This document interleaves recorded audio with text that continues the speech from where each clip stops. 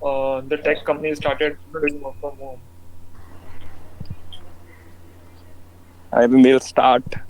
I mean, once all these major cities actually get back to being operational, I think tech will still start a week later, 2 weeks later, right? Yeah, most likely. I think as long as people can work from home, there is no urgency to come back. Nice.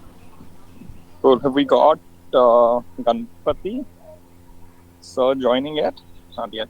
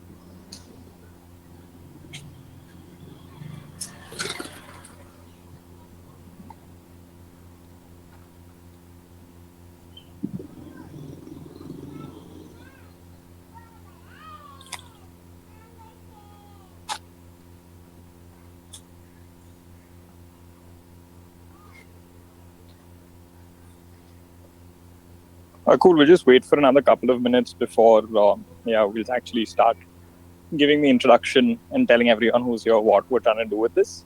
But I think we've not yet got Ganpati sir from Big Basket or Nischay from Bounce or Jitendra sir from Okinawa to join yet. So we'll just wait for a couple of minutes.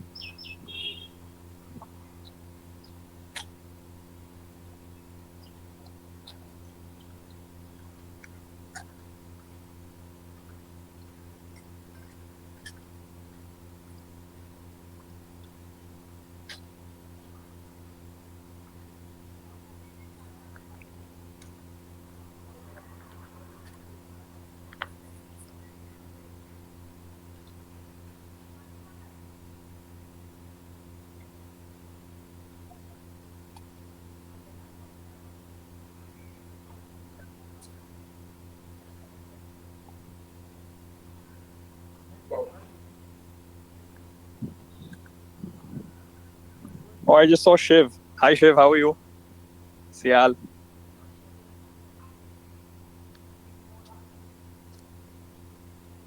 You can hear me, Aditya. Hello. Yeah. How's it going? Going great. Hoping for all this to end soon, yeah, and get back to work. Yeah. Speak to some minister. Tell him that we're good people. So, and then We'll take care. they wanted to get back to normal. They also want to get back to business. So, Yeah. Where Nagpur is yeah. red, green, orange. Nagpur is the two areas that are really bad. And it was a crazy scenario day before yesterday. The municipal commissioner, Oh. there's an area where they identified nearly 200 people that were supposed to be quarantined immediately. So the community went all like, we will not go as 200 people. We will go as a whole community. So the commissioner, in next half an hour, got an order from the magistrate. He quarantined 1,700 people altogether. He's like, okay, 200 won't go together. I'll take 1,700 of you all together. He quarantined the whole community. He's like, if you guys don't want to listen to me, it's okay. I quarantined all of you all. And all of them were quarantined immediately. So, I mean, Wow. after their test, probably there'll be a spike in around 100, 200 cases. But yeah, it's just two bad areas, that's all. The rest is under control. But yeah, Nagpur is red zone, and it's sad because we have our major work going all around the district. And if you want to enter that district, we have to quarantine our team or individual for like 14 days before we enter that. So that makes it difficult for us to work in around those Yeah. districts, which are most of the areas around Nagpur are green zones now. Yeah, I think same story with everyone. We get a good perspective from a lot of industry leaders here today on how they feel we should be catering to this, keeping up with this. Good to have you here. Yeah. Have we got Ganpati sir and Jitendra sir yet? Amar, and I've been following his company for a while, so I'm looking forward to that. Awesome.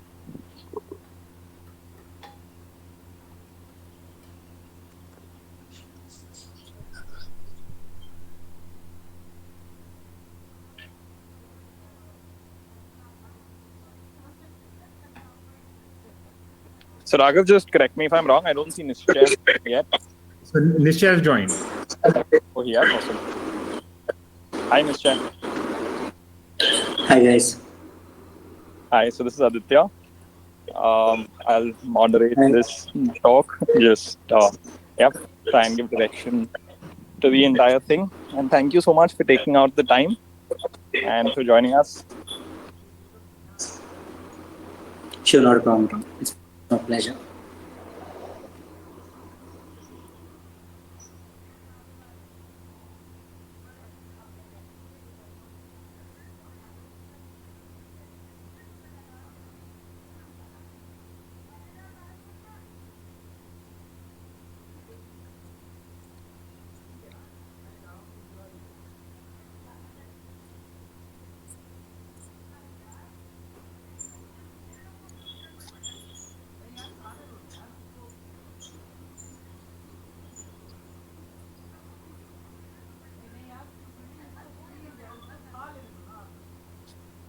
So we're just waiting for Jitendra sir from Okinawa and Ganpati sir from Big Basket.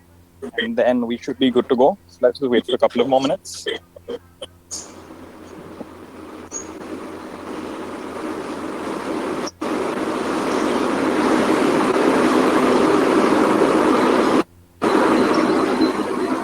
Shubham, I think you're on mute, everyone.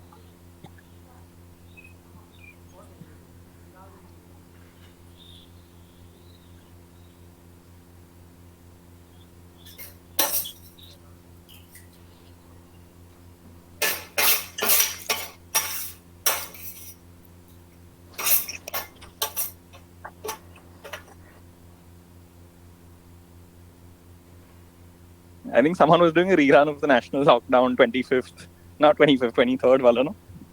So for the benefit of everyone who's here, if everyone could keep their mics on mute, and whenever we need to ask a question, then we can unmute it.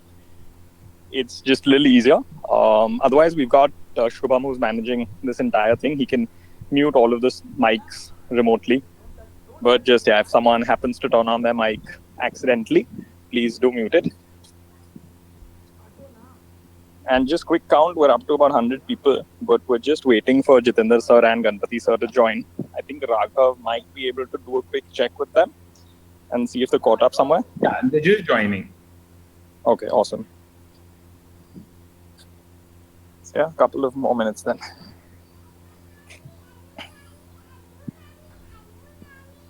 Shubham, I think you have to make Nishchay an organizer, right?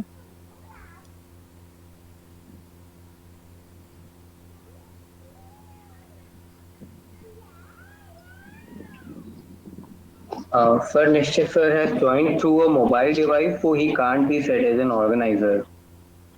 Okay, just the same thing which I am. I'm not an organizer. I'm just unmuted. Yeah. Okay, awesome. So Nishchay, you have to just unmute, I think. When you need to talk. The rest of it's exactly the same. Hello, Raghav. Yep, I'm saying I Hello. just was running through. Yeah, Nishchay. Aditya, Hello, Jitendra Sharma this side, Raghav. Can you hear me? Yes, we can. Fantastic. Yeah, I can hear you guys.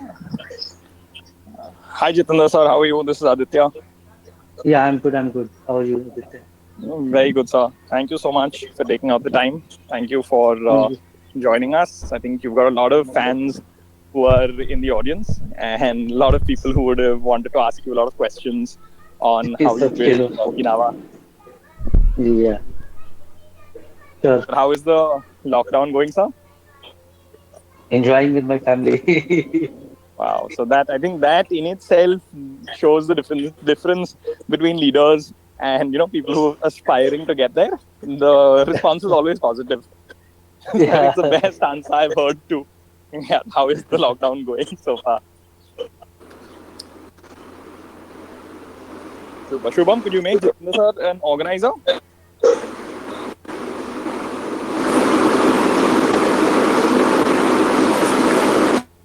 Raghav, it will be video.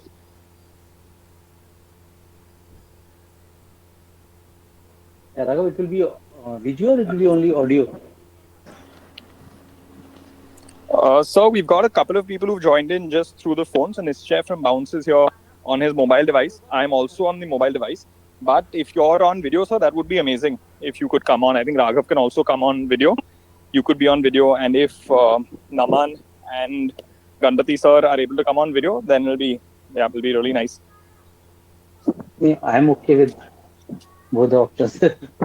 Awesome. No, if we can do video, that makes it far more interactive. Shubham, can you enable Jitendra sir's video? Same thing with Naman, same thing with Raghav. And once Ganpati sir joins, then same thing with him. I'm assuming Aditya, you're on mobile, right? Aditya, Ganpati sir has also joined. Awesome. Okay. Hi, Ganpati sir. Good afternoon. This is Aditya from Inverted.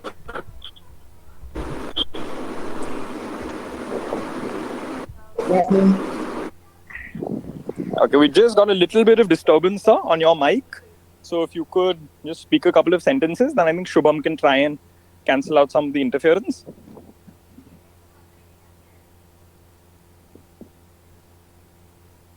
Can you hear me better now? Yes, sir. Much, much better.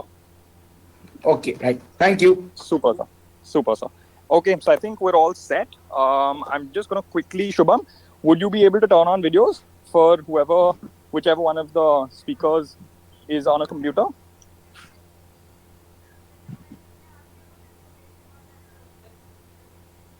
Sir, they have the option to turn on their webcam, I think. Okay, nice. I don't see Jitendra sir in the list of organizers though. So if he's not there, how will he turn it on?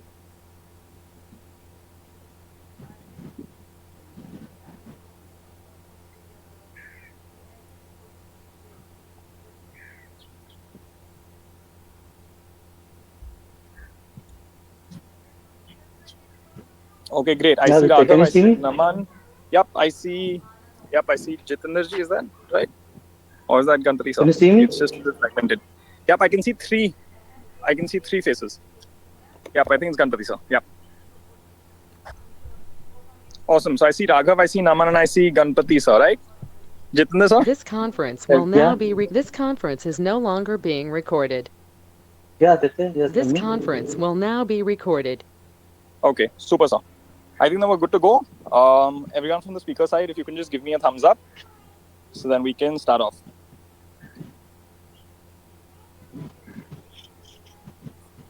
Yes, sure, we can start. Okay, amazing. So, everyone who has, someone needs to turn off the mic. So, Nischay, I think there is some disturbance on our side. Pardon me, Raghav, I couldn't hear you. I'm saying that there is some disturbance on your side. So, I think so you can just readjust your mic or something.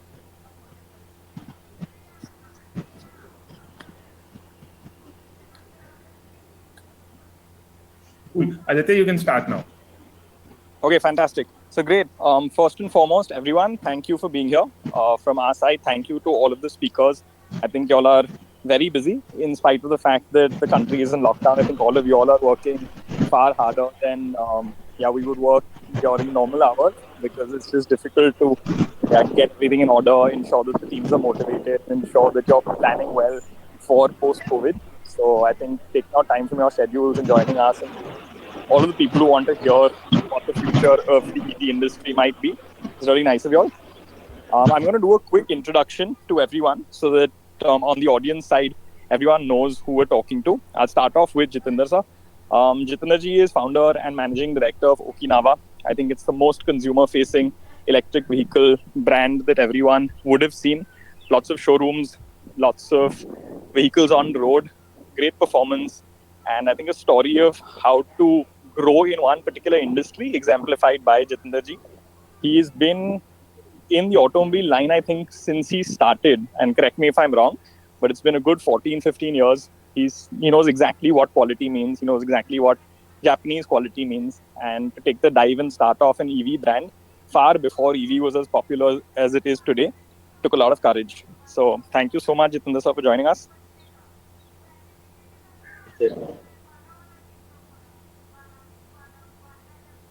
Cool. And we've also got Ganpati sir from Big Basket.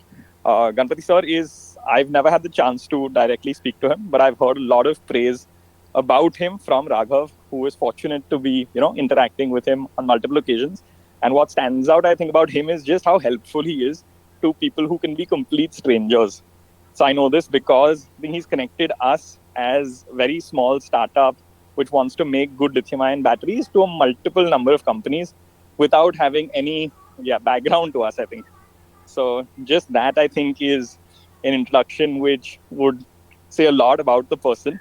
Professionally, I just looked up his LinkedIn profile and it says agriculture from 2017 till date. So I love that part.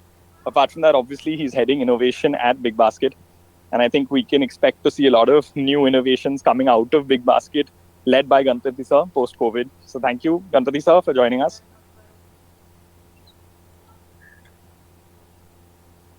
Thank you for having me here on the conference call.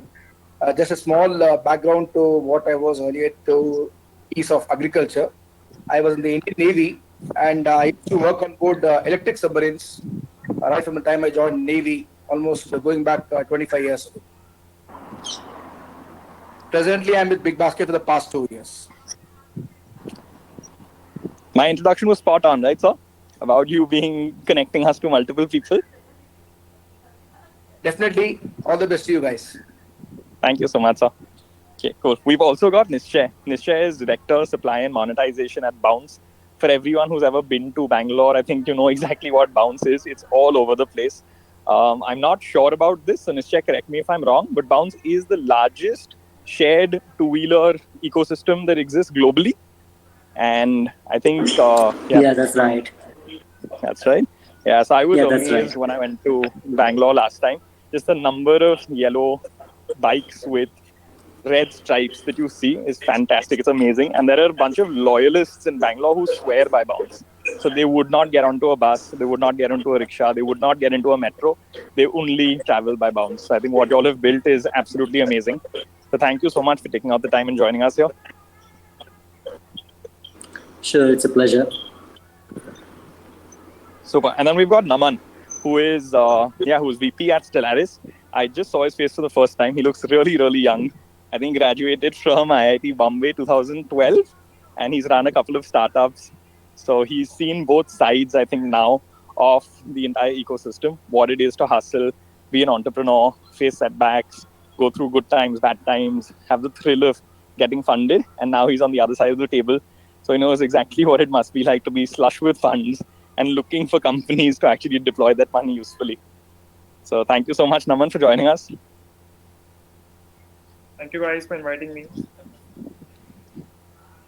And last but not least, we've got Raghav. Raghav is one of my closest friends. Someone it took us, I think Rahul, me and Arvind, 2.5 years to convince that, boss, we must do something together. And finally, he thought that, this is probably the right industry in terms of lithium-ion batteries, EVs, and he agreed to it. He's been at Revigo, where he built the entire part load infrastructure for that line of their business. He's also run a couple of startups, so both of which were, very well. They're going really, really well. And I think, let's see, lithium-ion batteries, EV as an ecosystem, as the future holds a lot of promise. So thank you, Raghav, for taking out the time and joining us. And he's gotten everyone who's on the panel together. I think, yeah, he can also express his thanks to everyone. He knows them very well. Thank you so much, everyone, for joining in. I really appreciate you guys taking out time. Yeah. Awesome. So I'll just set the tone for what we're trying to do over here. We've done a couple of these sessions over the last 2 weeks, and the feedback that we get from a lot of participants is what we try and base like the next talk on. And when we've done a lot of talks on batteries, the immediate question that's come forth is, how do we see electric vehicles growing? How do we see the entire ecosystem growing? Where is the innovation that lies there? How much indigenization can happen? Whole host of questions. And when we get asked all of these things, we obviously don't know the answers. So we try and attend a lot of webinars. And we figured that if we're able to get 4 or 5 leaders of the industries share their thoughts with us, what better than that? And I think that's why we need to say thank you to everyone who's over here. And just to start off with, we'll discuss COVID, we'll discuss EVs before COVID, we'll try and discuss EVs after COVID, and try and get a sense of where the opportunities lie, where the challenges might lie. So just to start off with, Jitendra sir, if you can tell us, how have you seen electric vehicles as an industry grow for the period that you've been here, and how much of a blip do you think COVID is going to be in that growth pattern? So just in terms of how deep do you think the impact of COVID will be in India for the EV ecosystem? Yeah, Aditya. If you see when Okinawa has started, we started in 2015 and we start our first launch in 2017. If you see this journey from last 3.5 years, it's really fantastic. Now the market is changing. Even the people know about how the EV vehicle behaves. Because earlier, if you see before 2017 or 16, the vehicles which were available in the market, they seems to be a slow speed vehicles and it looks like a toy vehicles, I would say. Because people always think, they always have a doubt about they have the perception that electric vehicle is not a performance vehicle. But now the time is changing. If you see all the new players who are coming in, so they are good to go with the performance vehicle, same as I would say, same as the IC engine. And same way when we launched our first product, that was the high speed vehicle, and they have the long range, because people always have two perception about the vehicle is that the vehicle is a slow speed vehicle, yeah, they don't have the power. Second, they have the range anxiety. So how to take care of all these two things for the consumer point of view? So Okinawa had decided to come with the high speed vehicle with the long range vehicle. That is our main USP.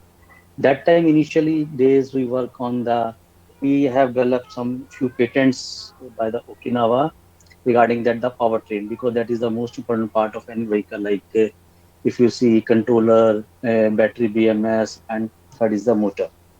So then now if you see the market is shifting from IC, of course, because the awareness is going on, is coming a lot, because government is also pushing, people also understand, because now the future is electric vehicle only, because there's a lots of reason where there is a pollution, it's a cost economics. If you see like the running cost of the electric vehicle as compared to the petrol vehicles, so there is a lots of benefits which are going on.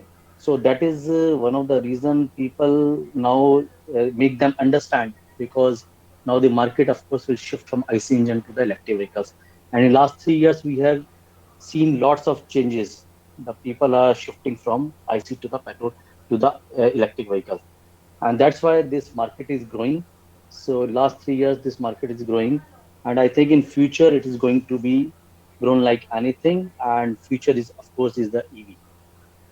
And the same way, if you ask me about this COVID-19, so everybody knows this is a pandemic which is growing all over the world, and it is just like a lockdown situation all over the world, not for India. But with the same time is always, I would say, there is a chance to improve with every opportunity. I would say once, because as at this moment, the most important thing is the health of people of our country. So government is working on that. So that is the first priority. But once it is settled down, I think the people will of course go for the personal mobility. That is the very important thing, because everybody knows this COVID-19, it's spread through by that touching of the people, because social distancing is very important in this. So I think people will understand. They will I think, avoid using the public transport. They will go for the personal mobility, and by this there is a chances of growing of the two-wheeler market, of course. And Very two-wheeler market, I will, yeah. sorry. I think So very interestingly said, sir. With social distancing, with people coming in, becoming really conscious of hygiene, becoming really conscious of health, personal mobility should grow, and I think that's why EVs should grow. I also think that because of the environment getting so clean, and just everyone being able to see physically the impact that a clean environment can have, there would be some sort of shift in consumer behavior towards cleaner fuels or electric vehicles. So that's from the personal standpoint. Ganpati sir, do you think that that effect would also come through to commercial or B2B markets? So in terms of a big basket, would you all see an accelerated shift towards electric mobility because of COVID, or do you think that the cost economics make sense today, and irrespective COVID or no COVID, the shift was imminent? Thank you for that question. I'll just give a small background as to what we have been doing at Big Basket for the shift to electric mobility. See, our journey for on the electric mobility part started almost 4 years ago, and we have been continually engaged with various OEMs in the country for the shift to happen. And we have looked at both three-wheelers and two-wheeler segments. And as I speak today, almost 15% of our three-wheelers are already shifted to electric, and 10% of our two-wheelers are already on electric.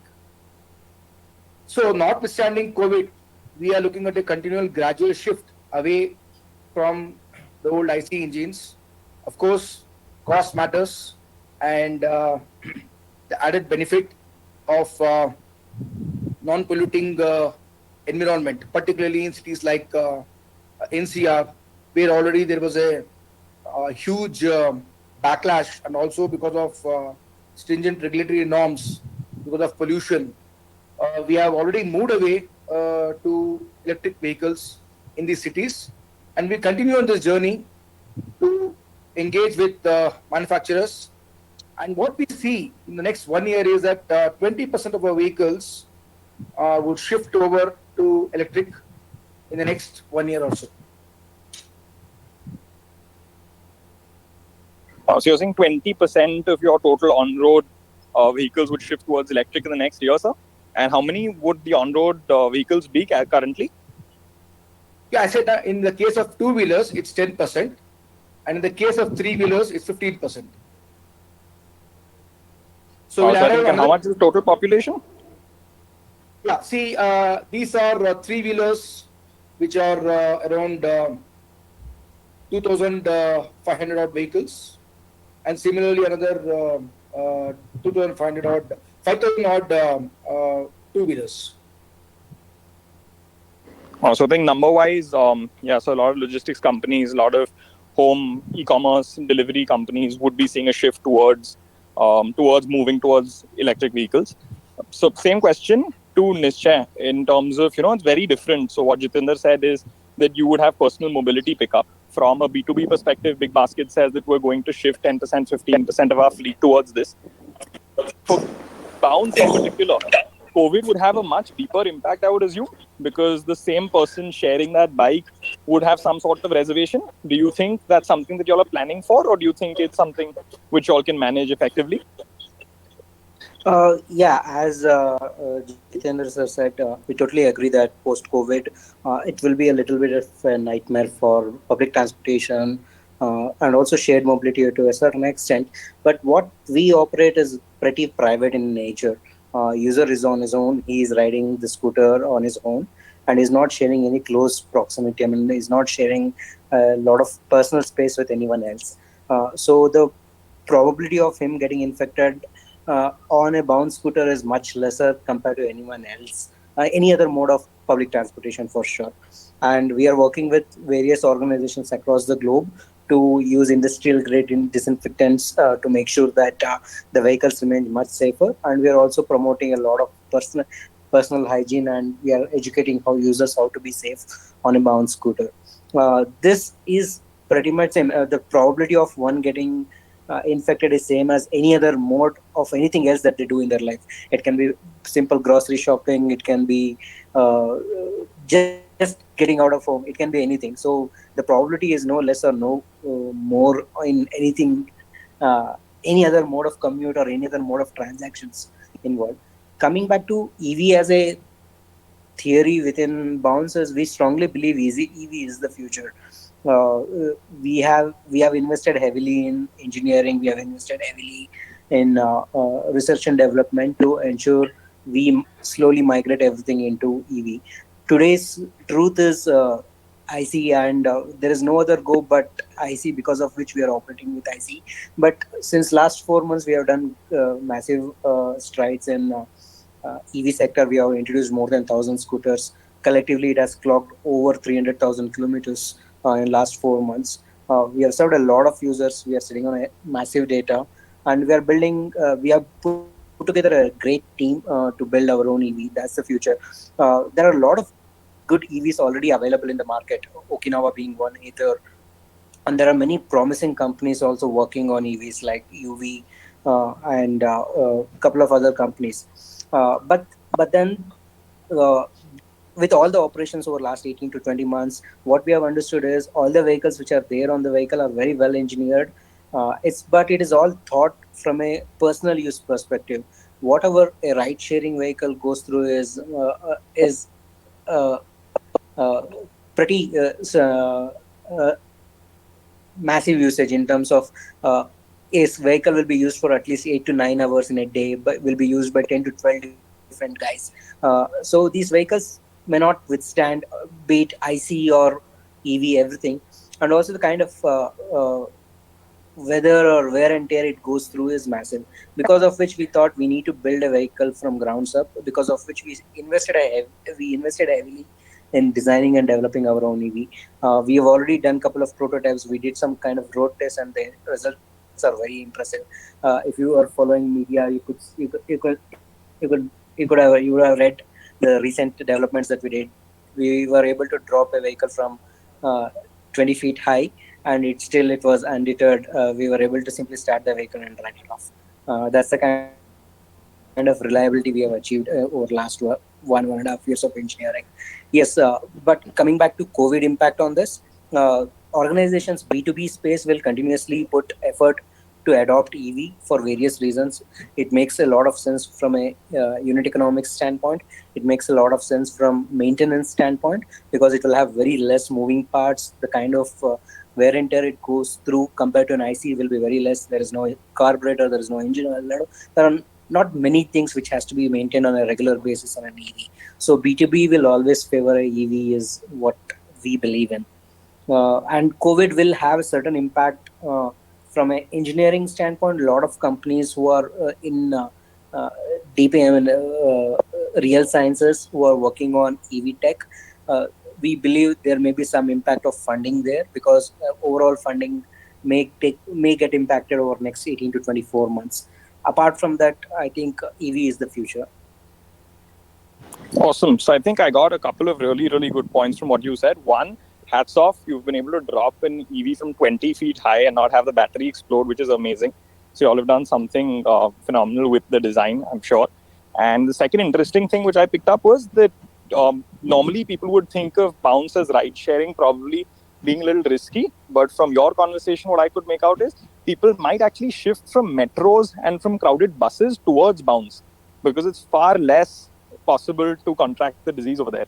So Naman, from the perspective of someone who is funding all of these startups, who is evaluating the future of mobility, do you think that shift is going to come towards more personal mobility, but probably also shared personal mobility, and getting a market which will move from metro and buses towards, say, bounces, Vogos, Ulus? Do you see that happening in the future?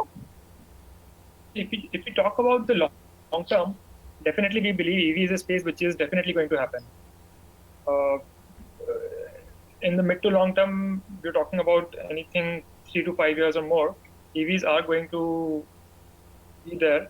Uh, we believe that for commercial use case, whether it is logistics or mobility, both of them are going to be fast adopter as compared to consumer personal commute use case. So yes, shared mobility would be more preferred as compared to public transport, and EVs are going to see higher adoption for uh, shared mobility, whether it is logistics or mobility like transfer of goods or transfer of people, uh, instead of a consumer use case. Awesome.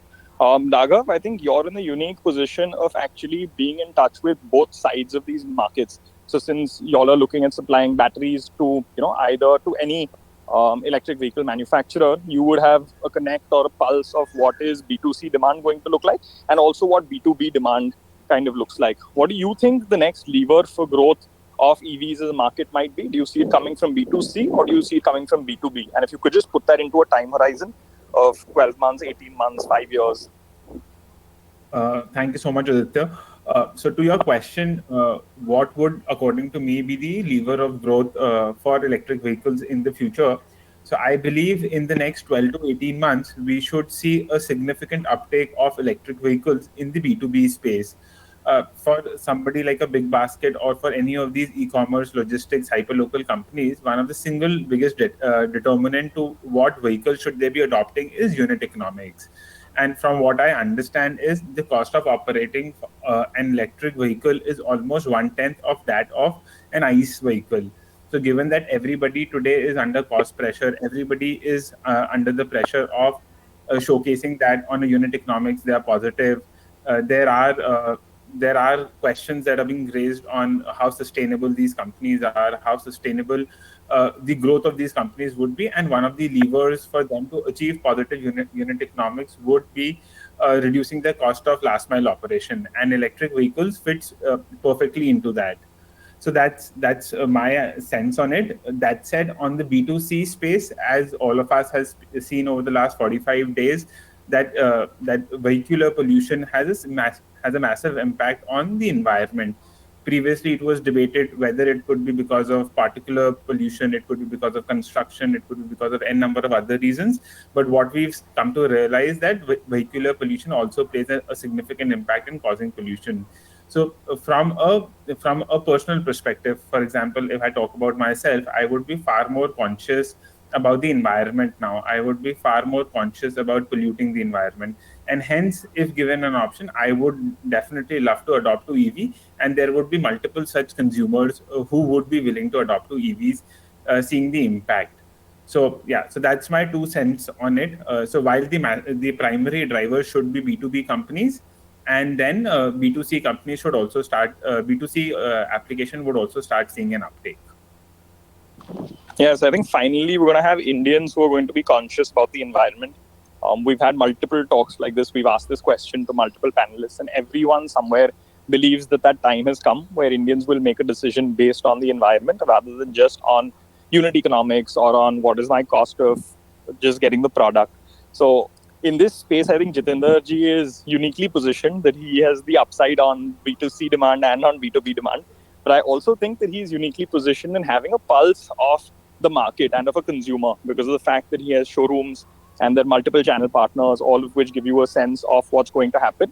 So again, Jitender ji, do you think you can just share with us what have you seen to be the biggest challenges in EVs growing at the pace that they've grown in China? And why is India still lagging behind? So why are we not at even single digit percentage points of our total vehicle sales are EV? So where do you think the challenges lie? Is it government policy? Is it consumer ignorance? Is it too much interference from the government side? Where do you think that challenge lies today? Okay. Aditya, in my opinion, I think the biggest challenge is the awareness, because the awareness about the product is very, very less in the consumer minds. Because I told earlier also, whenever you talk about the electric vehicles, people always think this is a low performance vehicle. So that's why if you see, this is a human psychology, a human nature. When we are using the petrol vehicles for last 50 years, 60 years, all these two-wheelers we are running, even I also ride when I was young, in the school college time. So I used to drive the petrol vehicles. So the mindset of the people is like this. They always think the petrol vehicle is good, they are fast, they are more better performance. So the awareness about the electric vehicle, their technology, how it behaves, how it works. So that is the gap related to the product and the consumer. So this is one of the reason people are not getting confidence. But that was the earlier situation. But if you see for the last 1 year, now the perception of the consumer is going to change. Even they are changing. So now because when there is a good product in the market, they always think, "Okay, let's try out." Because I'm sure if the best part of the electric two-wheeler is that if you ride it electric two vehicles, if it is a high-speed vehicle, I can tell you, you will never go for the petrol vehicles. The ride is so smooth, the vehicle is so good. So you love to use these electric vehicles. So that is one of the reason is the awareness, the biggest reason. In the consumer mind, people don't know about the whether the good product is available in the market or not. Second is the second important thing is the supply chain, because the people, the consumer always think that whatever the vehicles available in the market, they are just importing the parts from outside India and they are just selling the vehicles, and they don't have the confidence about the product quality and the company. That is another part. So these are the two big challenges that comes in the consumer mind. But now, as I told you, now it's already changing because last year there's a new policy of the government has came as the FAME 2 that talk about the localization of the parts, the performance of the vehicles. So the companies who are just got this FAME 2, the consumer are getting more confidence on the those products. Unfortunately, in that space, Okinawa was the first company in India who's got this FAME 2, that the localization of the parts and the performance of the scooter in last year. So now these two things are the major bottlenecks related to that, but now it's changing. So awareness is the most important parameter for the product awareness of the electric vehicles. Nice. Thank you so much, sir. I think, yeah, awareness is something which, if we're able to drive into consumers' mindset, then they're able to evaluate the option. And I can say this personally that the amount of noise that there was on EVs in, say, 2014 or 15 was negligible. The amount of noise that there is in terms of media share of voice or just in terms of hoardings and awareness of consumers has definitely increased. There's a long way to go. But Ganpati sir, from a B2B perspective and evaluating logistics supply chains, what is the limitation for y'all to reach a 80% target of electrifying your all your delivery vehicles vis-a-vis having the targets of 10% and 15%? And again, this is in a utopian society where you say that if all these things were in place, then we have no challenge in going to 80% or 90% of our fleet being all electric. Where do you think that challenge is, and where do you think the government can step in and provide some sort of impetus? Yeah, I'd like to answer the question in two ways. From a big basket perspective, we don't own any vehicles. We're extremely asset light, and we prefer our delivery partners to own the vehicles or our third party aggregators to own the vehicles. And we work with them on a cost per order basis. So that's where we come from in terms of the vehicle part of it. So to infuse people within our own fold, what we have done at Big Basket is, as I said that for 4 years we have been working on this space of getting vehicles into the company through this means. We also realized that if you want to enthuse individuals to go in for vehicles on their own, we need to educate them, as Mr. Jitendra brought out correctly. So we've been having a continuous campaign within the company. All our delivery partners have been introduced to electric vehicles. And what we have also done up is that we have engaged with the government of India, and through one of the banks, we have arranged for loans so that if anybody, any of our delivery partners would like to buy a vehicle, whether it is two-wheeler or a three-wheeler, up to 5 lakh of rupees, be provided to them at a low interest rate, and they can go ahead and buy the vehicle, and we will guarantee business to them. Mind you, all this has been done much before the pre-COVID era, and this has got nothing to do with COVID. We have engaged with all our partners much in advance, and we are seeing traction on this front. Very nice, sir. I think if you all can take the lead as informing the MSME sector or pushing them towards electric adoption. I think that in itself is spreading awareness. It also, it's kind of socially responsible, and it helps the entire economy or ecosystem move towards electrification. Nishya, same question, just from a just, B2C just a perspective. moment. Yeah. Sorry. Yeah, I just want to add on to that. Besides what you are already asked, and also regarding the vehicle performance in terms of transition from lead acid to a lithium ion based battery, what I have personally seen in the past 2 years is that there's been a transition and there's a mindset change in the drivers who are using it. One. Second is the question of range anxiety. As a big basket, we have attempted to tackle that, and probably if we are going to take the question towards that, I can answer that in the next segment when I will take the question, right?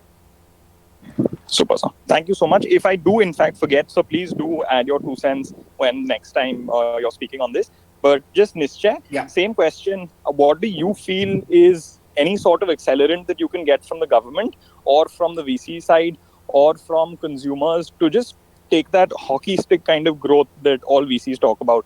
So if you are at, say, 10% of your fleet today is electric, what does it need for you to go from 10% to 90% of that fleet being electric, apart from cost?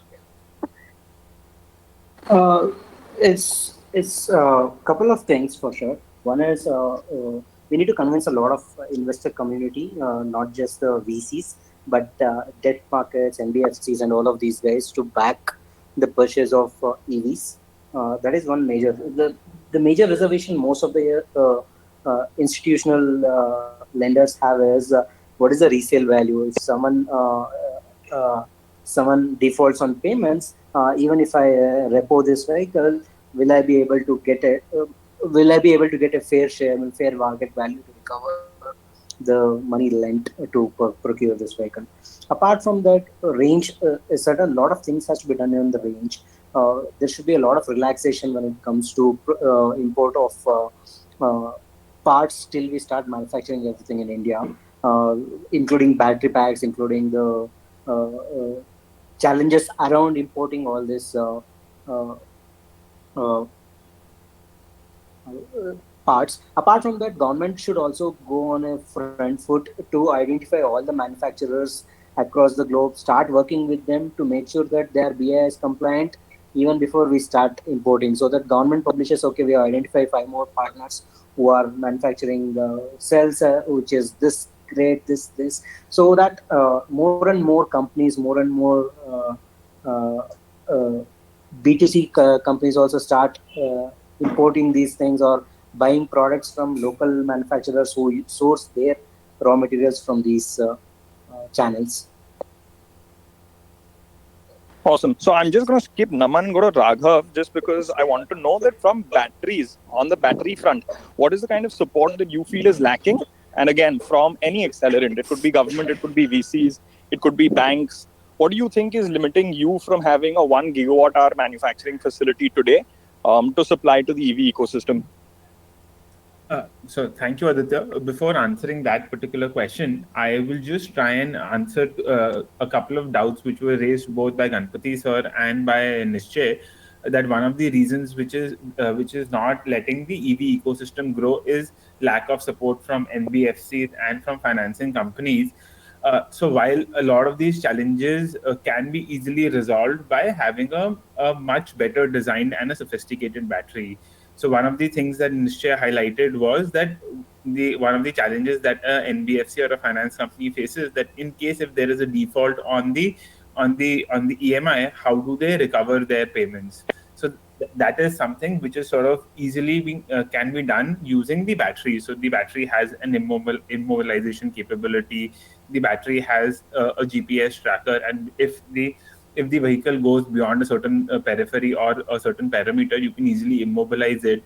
Then one of the things that he again highlighted was on the range anxiety bit of it, that consumers are a little cautious as to what sort of a range they'll be getting. Will they be able to reach their warehouses, their houses, their offices, etc.?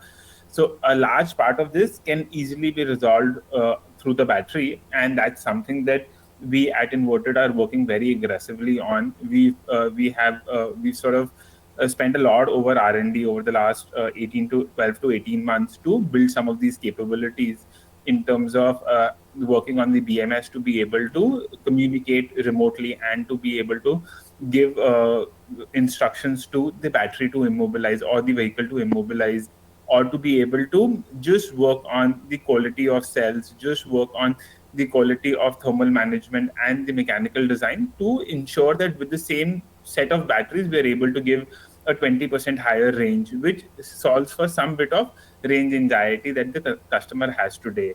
So that's something which is already, there is a lot of work happening in that direction to address some of these concerns which Ganpati sir and Nishchay highlighted. To your question today, what is stopping? Raghav, sorry, Raghav, just a moment. What I meant was, NBFCs has reservation, meaning, say a vehicle has already run for a year. Will there be a secondary market for this? Say one guy defaults and says, I can't pay you back, so please take my vehicle back.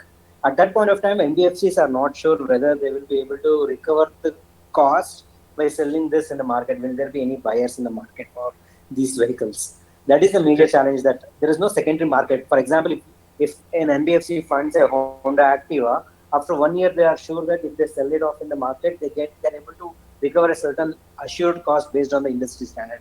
That benchmark is not there for an EV yet, because of which there's a lot of reservations around. They cannot extend their exposure too long, so that for which they don't know the secondary value. Right. So, Nishay, that's also something that both the battery manufacturers and the government is trying to do. So, people are trying to ascertain resale values for these batteries, because, as you would know, globally, what has happened is that batteries which were previously used in electric vehicles can easily be used for low abuse application like home storage or solar applications. So that's an alternate market which is in the process of developing, and we are again very aggressively working in that direction as well.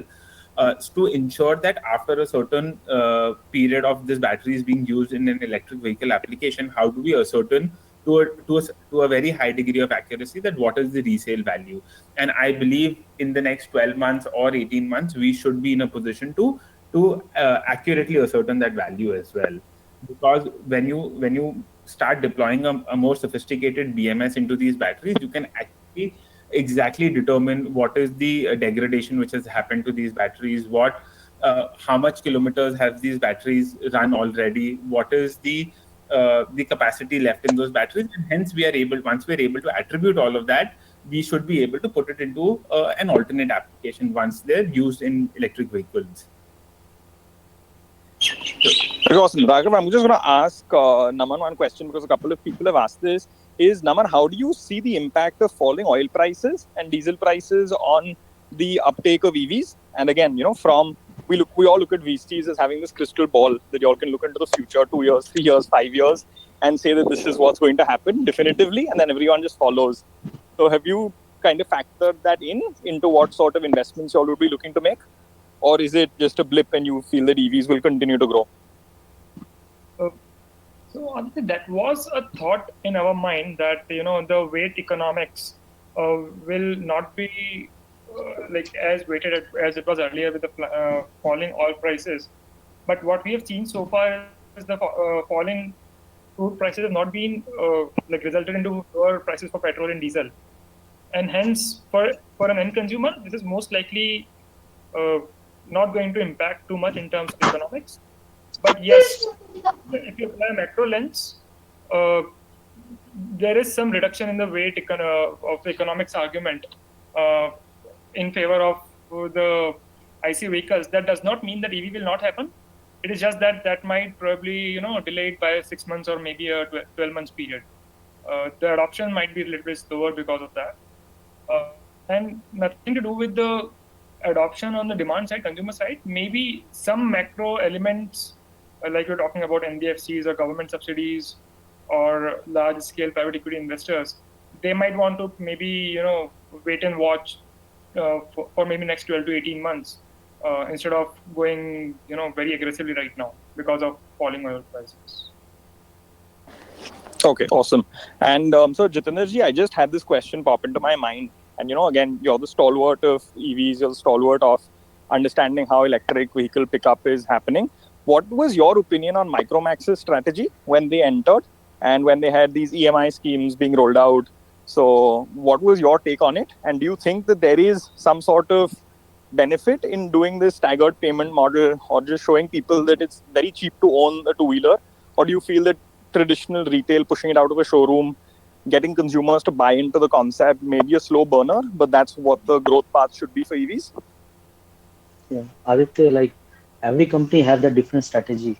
So maybe the Revolt has decided to go by this because they must have the background of the selling the mobile phones. So that's why maybe they adopted this strategy. But if you see, as my experience of 20 years in the automobile two-wheeler industry, and if you see the other big players who is already in the IC engine, because this strategy is not suitable for the automobile line. The reason behind that, because if you see, for example, as I told you, EV is a new market now, it is going to grow in future. So once you buy any scooter or motorcycle at this stage, maybe you just pay 5,000 rupees and you have a EMI for next 3 years on this lease basis. Like, so maybe after some time you find this vehicle is not performing good, or maybe you find, okay, let's try the another one, and you said, okay, I don't want to buy this, I want to give it back. So what will happen with those vehicles? That is the another question mark. So I think in our company opinion, my opinion, if you say personally, so I think that strategy is not good. Otherwise, like the big players who is already in this market, they have a very deep pockets. They can do everything. They can give the scooter or motorcycle as a cost of 10 rupees. You can take, you give 10 rupees, you take the bike, and maybe after 5 years, you can pay something like that. So I think that strategy, that's why I said every company have their different opinion. But in my opinion, for the automobile, the two-wheeler, I think this strategy is not the viable. It's not a, it doesn't make sense. Yeah, so just interesting perspective. I think everyone's heard of Revolt, everyone's seen their ads. That's why it's very in your face, but nice to have your perspective, especially since you've got so much experience in automobiles.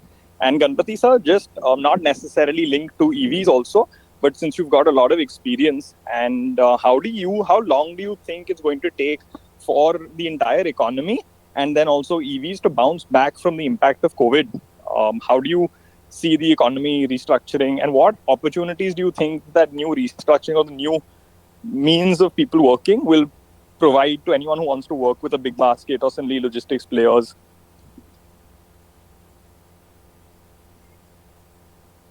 I look at it like this, that it's a question of survival of the fittest. The person who is nimble enough, who's able to address the industry concerns, is able to take on challenges and provide answers to tough questions, will be the guy who will be standing. It's as simple as that, and nothing more than that. Yep, so I think Nischay, would you agree with that? That survival of the fittest, how have you planned for bounce? And I think you handle monetization, so that's very critical to the survival of any company. So how do you view that impact? Yeah, COVID will certainly open up a lot of doors for us. It is a great opportunity. We need to ensure that we nudge the user in the right direction so that they can start using our platform much more. And there are two levers. One is shaping the user behavior, and second thing is how do I optimize my cost? How do I start becoming profitable at every transaction level? And in the past 4 months data, it's very clear that EV works for us. EV works well in this space, and it makes a lot of sense from a unit economics standpoint. The cost per kilometer, the number of times it has to go through service, then a downtime in overall perspective, a little bit of strengthening of supply chain to ensure that spares and parts are available much in advance and everywhere across, and we need not hoard those things. EV makes a lot of sense, and we are doing everything to ensure that we migrate to EV as soon as possible. Okay, so awesome. So Raghav, I kind of cut you off last time you were answering the question. So what kind of incentives or what kind of accelerant would you look forward to from the government side or from a VC perspective post COVID, which would help India indigenize a lot of the parts that are being used for EVs today? So thank you, Aditya. So as what Ganpati sir and Nishchay and Jitendra sir were highlighting, we just generally need just need a better quality product to be there. And for us as a community, as a society, we need to move towards value-based purchasing rather than just cost-based purchasing. So a lot of time we just look at what is the short-term operating cost of buying a particular vehicle. So from that perspective, today we should start moving towards better quality products. So why are we dependent upon Chinese cells for some of these battery packs? So why do we not move towards Japan, Korea, Europe for some of these technology? So that's something that we as a community needs to start doing. So that's one part. So when you talk about support that we're looking or support we're looking from the government, so that's one thing that we need to sort of decide and do, that to ensure that we're not being reliant on Chinese products. And we should, as an ecosystem, we should try and indigenize as many components as possible, whether it is the motor, the controller, the battery pack assembly. In terms of manufacturing of these cells in India today, it seems it's a slightly distant dream. It's not happening in the next 12 to 18 months. And hence, over the next 5 years, we should also start looking at moving some of the cell manufacturing to India to make India as competitive as possible. But in the short term, we should again try and move towards value selling towards from products not necessarily from China, but towards Korea, Japan, and Europe. So that's my sort of 2 cents on it. So Jitendraji, I think you've got experience in terms of manufacturing. How dependent is the supply chain today on China? And what are the challenges that it would take to indigenize so many of the components? So motor, controller, battery, chassis, frame, so all of that. How realistic is this? And what time can we achieve it if we put in serious efforts? I think this call has to be taken by all the OEMs as well as the supply chain, because now the things are moving. If you see, India is one of the biggest market of two-wheeler. So since beginning, when electric vehicles we started, so there was a big challenge for the supply chain in India, because always the supplier mind that how much is the volume, what is the volume size, that make the sense for them to do the business, to do some development in that. But now the things are changing, because many companies are coming, even the big players are coming.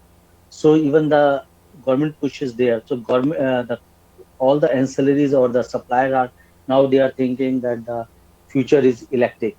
So now they already starting development of all these parts, because the big challenge is the power electronics, I would say, because that is the big thing where many people are importing the parts. But apart from this, there are a few companies who are getting even the other parts also, normal parts like sheet metal parts, plastic parts, they're also importing from them. So that should not be done by these companies. That makes sense for the consumer to also understand by the quality, because if you have a localization of the part, there's always three things is very important in an automobile business, that is a QCD. One is the quality, second is the cost, and third is the delivery, that is after sales service. So if you have the supply base in your periphery, for example, in India, you have a better control on the quality, you have a better control on the cost, and you can give the better sales support to your dealers, to your consumer. So I think this power electronics parts or some other like already this Raghav has told about the cells. Of course, the cells will take time, but I think the other parts it won't take time more. I think maybe probably in a year or two, I think all these parts will be very easily available locally in India. So I think I would say, oh, Delhi dur nahi hai. I think the time has come. Hopefully it's not like May 3rd कि दूर होते होते भी पास होते होते भी दूर होता जाता है. But I think I'm going to ask something which is a little contentious, and Ganpati sir and Nishchay, please feel free to answer this. That when Jitendraji says that the onus is on the customer to pay more for an EV, how much of that responsibility can a Bounce or a Big Basket take upon themselves and say that we're going to pay more for an EV, and kind of make that stimulate the entire ecosystem by saying that? Is it even possible, or is it just theoretical? No, what we believe strongly is EV should cost lesser than a ICE, is what we personally believe. Reason being, when you buy a scooter, you don't buy it with petrol, you fuel it whenever you require. Same thing should be applicable for EVs. You shouldn't be buying a vehicle. The major cost of the EV is a battery, and we strongly believe in a swapping infrastructure where you should be able to swap battery as you move. And once you take out the cost of the battery, the vehicle cost comes down drastically, and that creates a huge space of setting up this infrastructure of swapping. How do you source these battery packs? How do you charge for using these battery packs? How do you measure the performance and everything? So there is a huge opportunity for a lot of companies, especially the companies which deep pockets, like ones who are in oil business, be it Shell, Indian Oil, everyone. They're also putting in a lot of effort to set up this charging infrastructure plus swapping infrastructure. So in a long run, EV should always be cheaper than an ICE, both in terms of procurement, usage, and manufacturing, everything. Uh, I don't see any reason why it should be expensive or it is expensive. It's all about changing the business around it. We should go away. We should move away from the legacy thought process of owning everything. Uh, we should move towards shared economy. When I say shared economy, it can be as simple as just sharing the battery packs with others, or it can be sharing the entire vehicle with others. We are doing everything to ensure that we set up this swapping infrastructure. The entire fleet of 1,000 plus vehicles that are operational right now is completely operated on the swapping infrastructure. We don't bring back these vehicles to charge and then redeploy. We have set up more than 400 swap stations across the city of Bangalore, and when the battery is low, right now our ops team is swapping the battery, but in the long run we will enable customers to simply swap the battery and move on. And as we move forward, probably if OEMs come forward, partner with us and start utilizing our swapping infrastructure, it will be great for them, so that they will be able to sell the vehicle at, say, 40,000, 45,000 rupees going forward, so that user will simply come, swap the battery and keep moving. uh, Apart from that, we launched one city recently. Not recently, it's been 3 months. A small city in Karnataka called Hassan. We launched about 200 scooters. It's completely electric and it's completely crowdsourced and it completely swappable. We are clocking great number of kilometers, great number of rides every day. So EV is the future, and these small experiments has proven at scale that this is profitable, plus it makes sense, and it is possible to operate in these confined limitations of current EV technology. So, Ganpati sir, just taking on from what Nishchay said, that EVs should cost less in terms of manufacturing, in terms of ownership. Is that the correct way to think of EVs? Or are we just forcing that thought into everyone's mind? This is something which is going to cost less. I've seen economies across the world, Europe, US, Australia. They don't see EVs as saving cost. They just see EVs as being environmentally conscious, socially responsible purchases. That's why people pay more for these vehicles. So why in India is it that we always must have an EV as a low cost or a lower cost economics type of model? Is that even the correct way to think of it? I wouldn't agree with you on that because from the perspective of the cost, if you really look at an EV vehicle versus a BS6 scooter, the price is almost there. Both of them are competing on the same cost. A difference of maybe around 5,000 to 6,000 rupees or so. I'm talking about a mid-segment vehicle. I'm not looking at a high-end vehicle, probably like an Ather or just costing 1 lakh plus. But if you look at a mid-segment kind of a vehicle, the price is there. It's already a reality. A typical BS6 vehicle, probably one of the Activas, costs around 75 to 80,000 rupees. And one of the electric variants, whether it's Okinawa or Ampere or any other vehicle, are in the same segment. The costing is already there and it's benchmarked. And with lower OPEX costs, that's why the pendulum is already swung in favor of the EV side. Okay, so you're saying we're already there in terms of cost, so it's not a forced discussion, it is a reality, and so we should embrace that reality. Naman, how do you think of the entire question that was asked on resale value? Someone from the audience has asked that they financed a few electric vehicles and they found that within 24 months, within 24 months, they had to retire them and have 100% depreciation on this.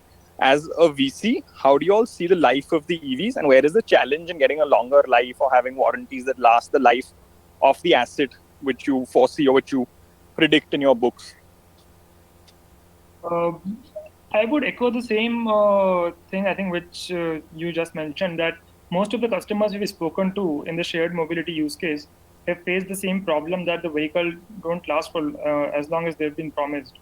Whether it is about battery life or the number of cycles, they just don't get the value which they thought of right from the beginning, and hence the economics doesn't work out for them as it works out in a theoretical way. The biggest reason for this, I would echo with the point which Nishchay made earlier, that the vehicles are not designed grounds up for the shared mobility use case or for a shared use case, because vehicles are mostly abused, if that is the right word. People just use it like any way. They will accelerate, decelerate, in any way. They will not use it like their own vehicle. And hence the robustness which is required is much more intense as compared to a vehicle for a consumer use case or a private use case. And that is where I think we are currently lagging, which is why, despite economics being so much favorable, we are not able to see higher adoption or penetration of EVs even in B2B logistics use case or mobility use case. And what we require is probably a vehicle which is built grounds up for shared mobility use case or logistics use case. And most of the points which people raise, that financing is not available, probably both of these points are linked. If there is a vehicle which is robust enough to survive for many years, even for shared mobility use case, and with time, once there is data, there would be financing options which will start popping up. And maybe another line of thought is we need to think of recycling the batteries and thinking about second life of the batteries in order to get some value out of the existing used ones. So yeah, I think those are the 2-3 points which are interlinked and needs to be solved in order to derive higher penetration even in the B2B. Yeah, Shubham, just to give my perspective on this, just interrupting you there, the swappable battery would be a game changer for the logistics industry and also for the B2C segment. I think the bounce person also brought out very clearly that they're using the swappable battery in their systems, and we are also using the same logic for ensuring that the asset, the main vehicle per se, is standalone from the battery, and the battery can be easily swapped to fit into the vehicle and give a desired result. The question which comes up here is how do we scale up the ecosystem to ensure that the swapping happens? So each company will need to look at it individually and have their own strategy to address this particular question and derive the best economics out of it. Very interesting. Raghav, I'm going to ask you this, that all of the answers that I heard just now on why an electric vehicle cannot last more than 2 years seem to relate along the battery. You're making the battery, so why can't you all make better batteries? And, ensure that we've got 3,000 cycles, 2,000 cycles, you live up to the warranties. Where is the challenge?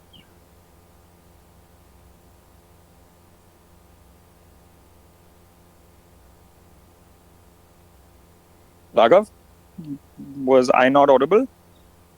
Hi, sorry, I was on mute. Thanks, Aditya, for the question. So to your question, is there a better battery? So yes, the answer is absolutely there, that the better battery already exists. One of the biggest concerns is on the propensity to pay. And I think so Jitendra sir would echo with me on this.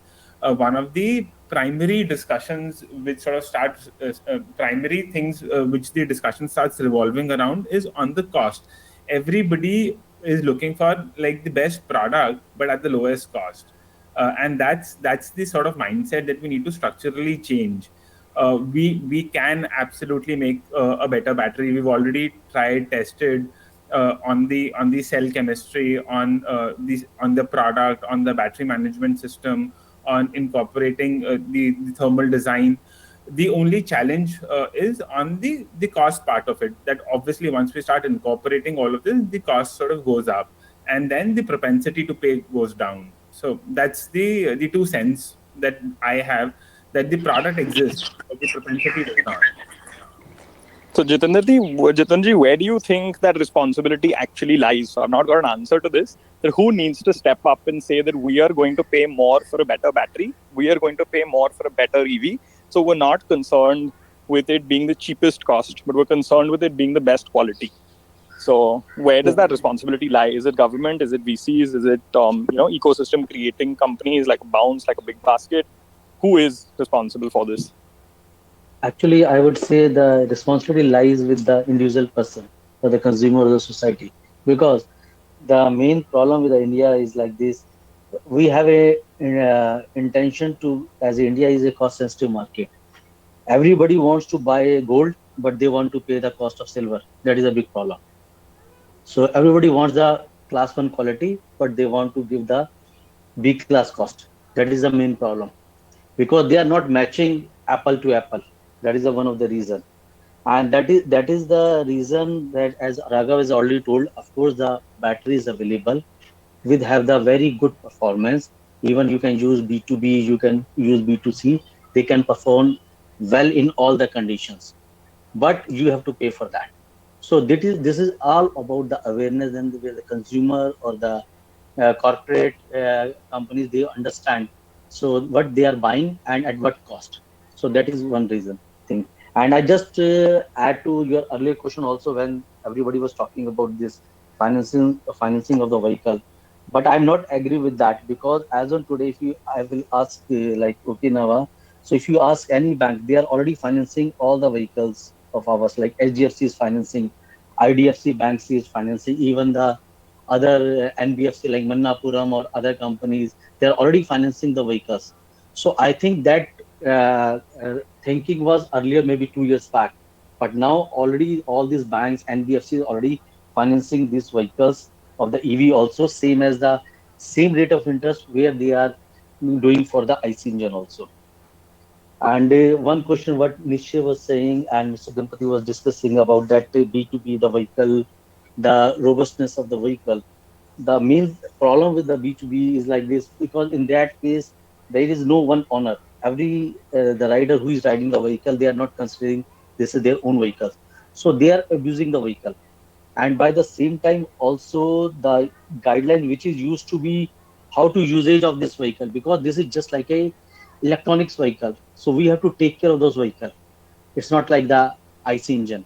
So that is the only difference between that. If you follow the guidelines, how to take care this vehicle, I think even the present condition of this vehicle also they can go for last long.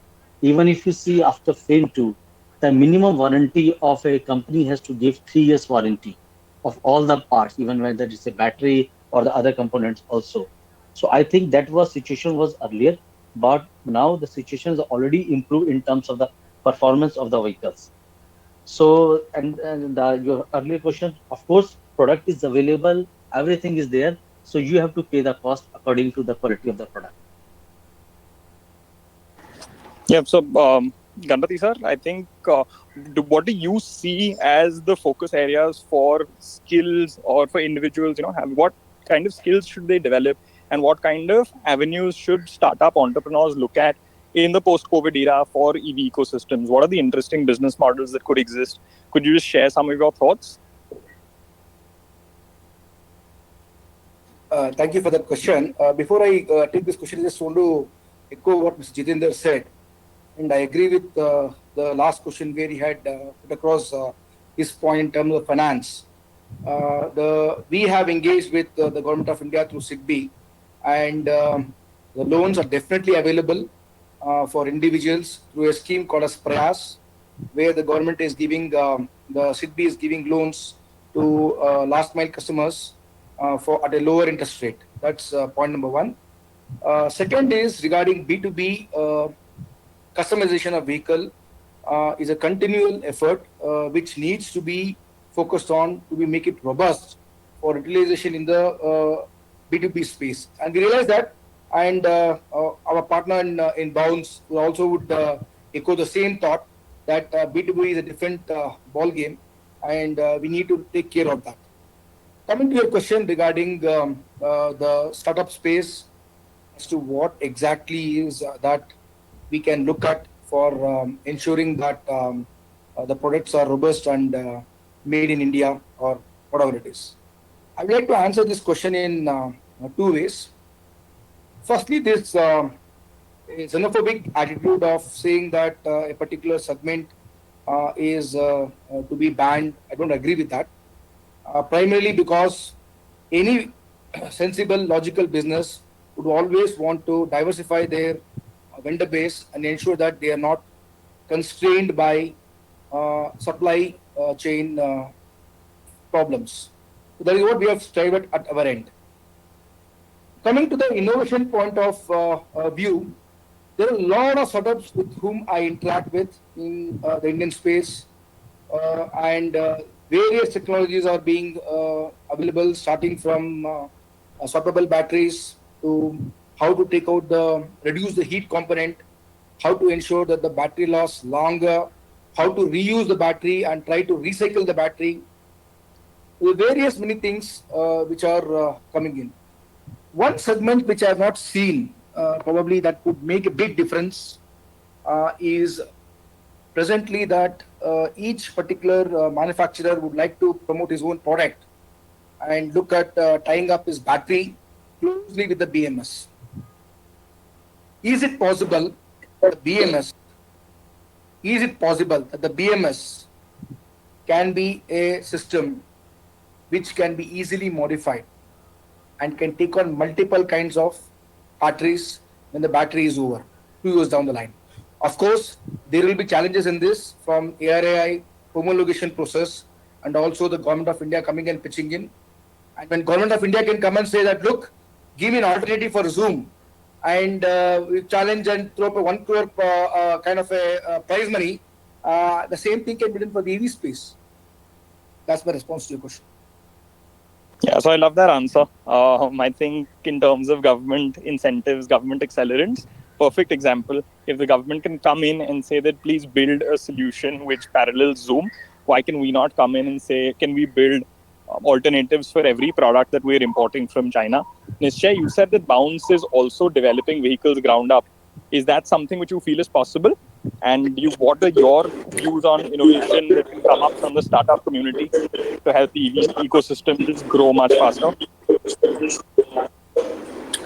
Yes, of course, a company like us, we generate a lot of demand in the EV space for sure. We stimulate the market where we are pushing all the startups around battery pack to EV to everything. Manufacturers, everyone to innovate more so that they can build better products at a lower cost, everything.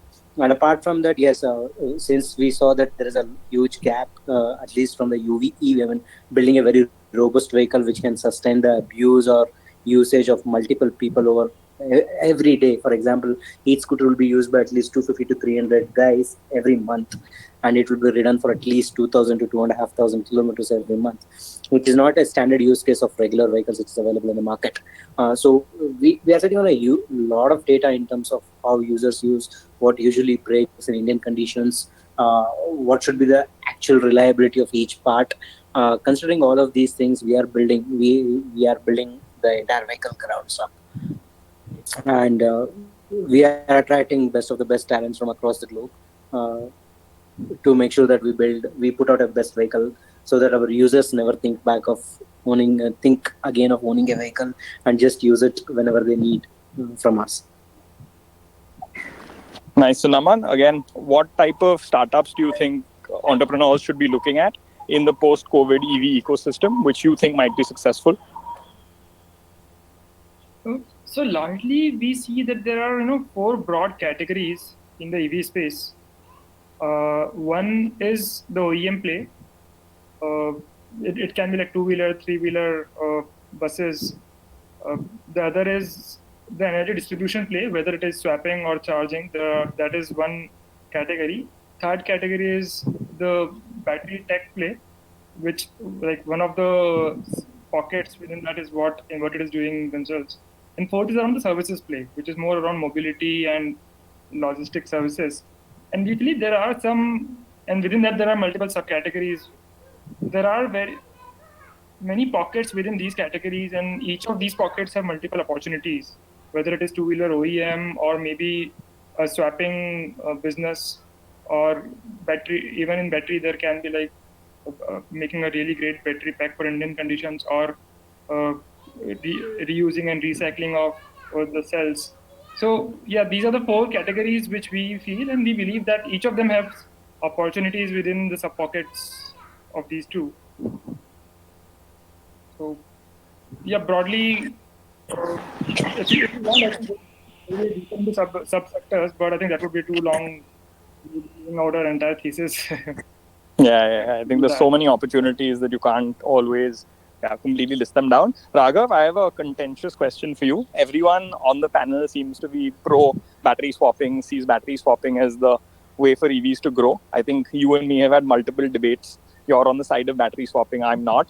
What do you think in terms of battery swapping? If people are allowed or people are given the responsibility to swap the batteries, how will that entire system work? Can you build a battery which will have all the required fail-safe mechanisms to ensure that it, doesn't burst? What are your views on battery swapping? Thanks, Aditya. So I believe that battery swapping as an option is absolutely viable and possible. To your question, that can we put in all these safety measures in place to ensure that a battery is not bursting or a battery is not being abused? So that is absolutely possible. We've built batteries around that to ensure that swapping can happen, and people can sort of handle the batteries irrespective of we can ensure that these batteries are not bursting and these batteries are sort of kept safe. So that is absolutely possible. A couple of things that sort of needs to happen is that the entire ecosystem needs to come together to ensure that everybody is using a similar charger, everybody is using a similar socket, because currently the battery swapping which is happening at a very localized level. So for example, a bounce is doing a battery swapping for their own set of vehicles, but that swapping infrastructure cannot be extended to the larger audience, because somebody would be using an Okinawa scooter, somebody might be using somebody else's scooter, and one battery cannot be plugged into the other OEM scooter. So until unless as an ecosystem we come together, we agree on a particular standard, agree on a particular connector, swapping to a B2C application seems difficult to me. Within a localized network of Big Basket or Bounce, that is still possible. But at a larger market, it might still be difficult with unstandardized specifications. Nice. I think we've got a lot of answers to the questions we had. I'm just going to pull out a couple of the questions that people have asked. And if someone wants to ask it directly, please go ahead, interrupt me and ask. But I think there's one from Abhijit, which is said that is there RTO registration required for EV two-wheelers? If yes, then how many years is that registration valid? Jitenderji, would you be able to shed some light on this? Yeah. In the EV, there is two categories of vehicle. One is slow speed, another is high speed. In case of two-wheeler, it is not required. And when you go for the high speed, of course, it is required, and it is same as the IC engine, like for the 10 years. And the best part in the IC in this EV is that once you go for the registration of the vehicle, as on today, most of the states they already have there is a zero cost for the registration cost to the EV vehicles. So that is the best part for that. So we've got Dhairya who's asked on lithium sulfate batteries, and are they close to commercialization? So, Ganpati sir, would you have any views on that? The alternate forms of lithium-ion batteries apart from just NCM and LFP? Do you see alternate technologies disrupting what presently exists?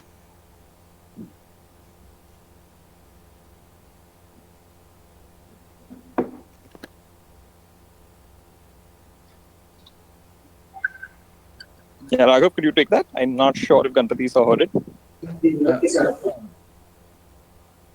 So Aditya, to your question, alternate technologies or alternate... Cool. I think Ganpati sir is back. Go ahead, Raghav. Okay, my point. I was just saying that whatever technology you want to use has to be reliable and safe, and be able to use it to the end user. So whether it is lithium sulfate, is it ready in the market? I don't think so, as of now. Raghav can probably answer this better. So, Go ahead, yeah. Raghav. So, Aditya, to your question, obviously, is LFP NMC the only technology which is going to get used in the coming future? The answer is no. There is a lot of research which is happening globally on different sort of chemistries with different dopants, and I'm sure people will come up with better products with higher energy density, with better energy throughput. So yes, I believe that this is not the only technology, and the technology will evolve over the next years. Very cool. Nishchay, would you have a view on any alternate battery technologies? Maybe something to do with sodium or just lithium sulfate, as someone said, or does it seem like lithium ion with NCM and LFP would be the primary technology going forward? Uh, uh, since we are operators and we are not much into it, we simply go with whatever delivers the best for us. If someone can prepare one more today, they do something. As soon as I recover the cost from it, I would be happy to let it go and adopt to the newest of the newest technology as soon as possible. We are just Naman, would waiting you for have the come industry to across? innovate. Yeah, so I think Naman, again, crystal ball gazing. Have you come across any interesting companies working on alternate technologies for batteries? We have come across a few companies, but none of them have been able to, put those batteries into the on ground into the market. So they are still in the R&D phase. So I think there is a lot of theoretical word around it, but we haven't seen anyone coming closer to putting batteries on ground and having some data around how they are performing. Oh, great. And I think we've reached close to the time that we had from everyone. It's close to be 90 minutes. In case there's any questions from the audience which I've missed out in terms of what you put on the chats, now is the best time to ask. So I'm going to give you all just like 30, 40 seconds. Whoever wants to unmute and ask, please do. Hello, I'm Rishikesh, and I wanted to ask that the point which is currently going on, which was related to the swapping infrastructure, and one of the major. Hello, am I audible? Yeah, go ahead. Yeah. So that OEMs like Tata Motors and some even from abroad, they have been giving out warranties for their battery packs and their powertrain system as a whole for more than for like 8 years or 160,000 kilometers. So my question is, why can't this be incorporated into the bike and the three-wheeler market?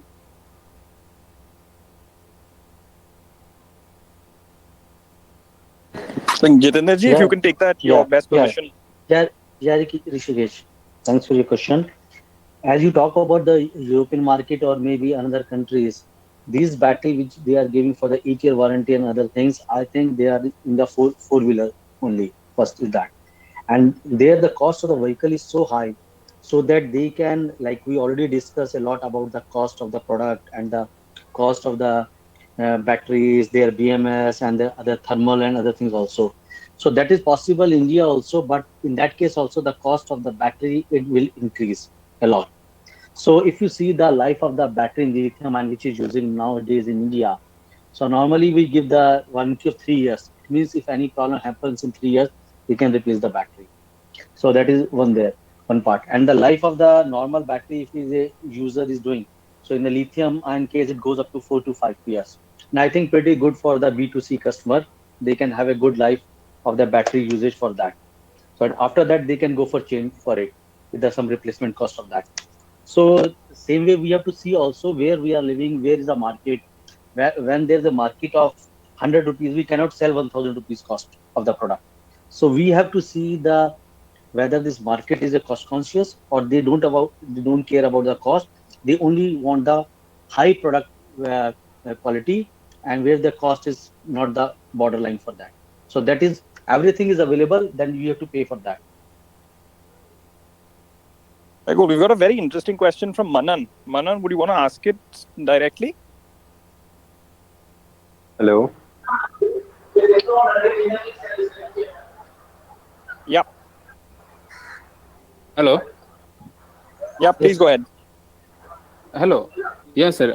My question is, what is the challenges to the grid stability in the EV charging structure? Because nowadays, as I am in the solar sector, so the export energy of the solar is also not handling by the now present grid scenario. So after the EV charging installation and also some other swapping structures, so it will largely impact on grid stability. So I want to know about the what is the future of the grid stability and what are the challenges of grid stability. Ganpati sir, if you would like, could you take that question? I would like to take this question on. Yeah. Just around probably 2 weeks ago, we had a huge power shutdown in this country, which is actually a planned power shutdown, and the grid didn't go down. That's the first part of the story. Second part of the story is if you're asking about grid stability in the EV charging scenario, I look at it in a very positive manner. There are two themes playing here. One is we have solar panels which are being continuously being put in place as a source of energy. I strongly feel that solar energy with the resale, the old batteries would play a big role in the future, where they will be made together and ensure that when the solar energy is not available, the battery will come into play and power up the end load and take on the responsibility of maintaining the grid stability. And just to give you insight, we already implemented the first of its kind in our own warehouse, where we don't have an access to a grid supply. We are powered from the solar on top of our warehouse.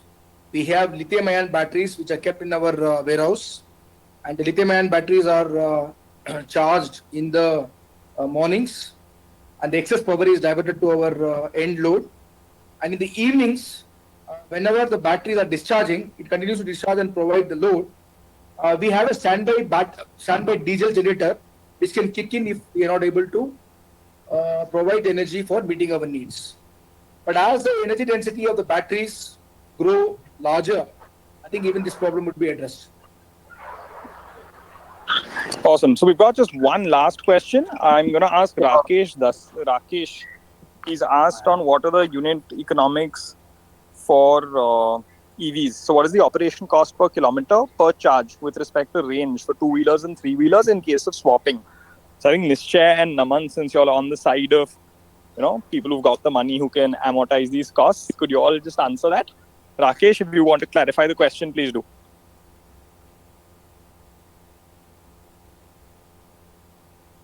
Sorry, can you briefly repeat the question because your voice was breaking? I was not able to hear completely.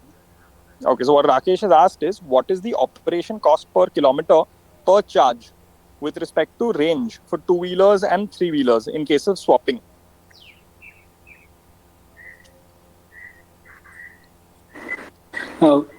From Bounce perspective, we don't see just a charge level. How we see is the overall life of the battery pack, how many kilometers it lasts, what is the cost of the battery, and what is the cost of the power, what is the cost of the interest for the sourcing, everything. Considering all of those things, it comes little less than fuel, probably 30-40% cheaper than fuel. Okay, nice. And we've got one request from Akshay. He wants to ask a question. I think this is the last one, Akshay. So please go ahead. Yeah, good evening all. My question is to Jitendra sir. So basically, I wanted to know why FAME 2 has not been taken a flight yet, and what are the challenges faced by OEM manufacturers to get back the subsidy from the government side. So maybe this year there were only 10% of the amount totally used. 2021 has highest amount of proposed amount, which is 4,500 crores. So what do you think? This year is the game of subsidy, or will it only the market fly on low speed applications? Okay, thank you for your question. So if you ask me about this, of course, the main problem is, as I already explained earlier also, so there is a this industry is not so organized as on today, because there is a lots of slow speed vehicles players is there. They just import the parts and they are selling in the market. So that doesn't require any FAME 2. So by the same time, there is only few company who certified by this FAME 2 certificate last year. And as this was the last year was the first year of this FAME 2, so very less company, I think almost in the two-wheeler segment, there is only 4 or 5 companies who got this certification of FAME 2. And that was also not on the initial stage. They got, maybe some got in the first quarter, some got in the second quarter of the year. So that is one of the reason. And that time, the reason behind that, because that required the localization of the part percentage and the performance of the vehicle also.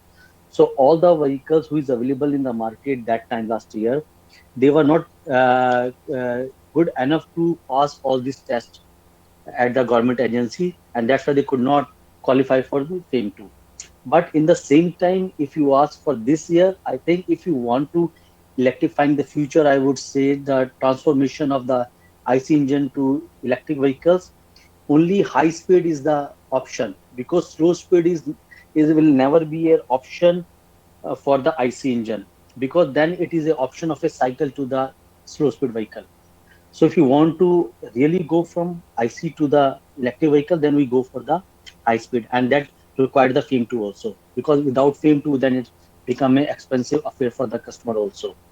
So I think this year, I think there will be more customer who will go for the high speed vehicles, and most of the vehicle will go for this FAME 2 subsidy for this year. Yeah. So one last thing, I want to ask, what challenges are faced by OEMs to get back the subsidy from the government? Are you getting the subsidy on time, Yeah, or yeah. do you need to? I think that is not a problem, because earlier, because in this year, last year, 2019-20, when this FAME 2 was coming, that time initially, of course, there was some hiccups because the new portal was going on by the DHI. So that is the only reason. But as from the government side, for the support from their side, I don't think so as OEM, because Okinawa was the first company who was qualified for FAME 2. He never faced any problem to get this subsidy from the government. Of course, initial time, the first quarter or second quarter, there was some challenge because there was a new portal was making by the government, so it took some time. Otherwise, there is no problem at all. Thank you, sir. Thank you very much. Yes, I think in that Yeah, spirit of saying well done to the government, I think all of us are thankful for the emphasis that they're currently putting on all of our well-beings. There's always something we can find which is going to be wrong with government. There's always something that we can find which will be wrong with an ecosystem. There's always something wrong which we can find with generally the economy and uptake of a technology which we are invested into. But overall, I think the direction, the momentum that India is going in, that EVs seem to be going in, that the government seems to be pushing us towards is positive. A lot of the reports I've read say that India will bounce back from whatever recession we face fastest. And I think it's because of the efforts of leaders like the people we have on the panel who take out this time to share with the youngsters that want to learn from them that accelerant will be there in the economy. So thank you once and for all to Jitendraji, to Ganpati sir, to Nischay, to Naman and to Raghav for taking out 90 minutes of your time, sharing all of your experiences on EVs with the entire audience, for answering all the questions and for giving us hope that post-COVID, we have a lot of sunshine to look forward to. And hopefully we won't be as far away from each other as the government is saying that we need to. So we'll be closer than 6 feet of separation. But thank you so much for everyone's time. Anyone who has questions, please do drop them across to us. We'll make sure that we get them to the panelists and we'll try and get everyone to answer. And we'll also share the details for how you can get in touch with each of these companies for any opportunities, be it jobs, be it startups. So whatever it is, wherever we can help, we're right here. So thank you so much to everyone. Until we do another one of these sessions. Yeah, see you next time. Okay, thank you very much. Thank you for Thanks for having being us. with us. Have a Yeah, good thank day. you. Yeah, good day. Thank you.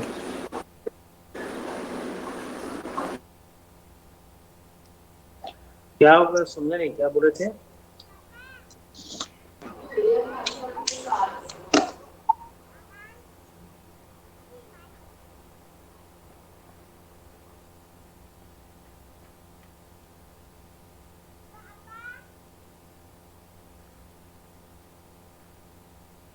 This conference is no longer being recorded.